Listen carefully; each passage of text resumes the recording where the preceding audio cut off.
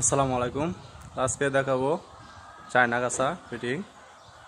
এটা হচ্ছে কিশোরগঞ্জ সদর 11 নং দানাপাটলি ইউনিয়ন রহিমপুর সুমন ভাইয়ের ফার্মে। তো দেখেন এগুলো দুইটা ফার্মেই চায়না কাঁচা ফিটিং করা হয়েছে। খুবই সুন্দর, খাবার টাবার দিতে খুবই সহজ, খাবার নষ্ট হয় না। দেখা গেছে অন্য পাইপে খাবার দিলে খাবারগুলা হলো ছিটায় ফালায়, কিন্তু এটার মাঝে খাবার দিলে খাবার ছিটায় না, ফালতে পারে না। এটা হচ্ছে পানির লাইন, হলো এগুলা দিয়ে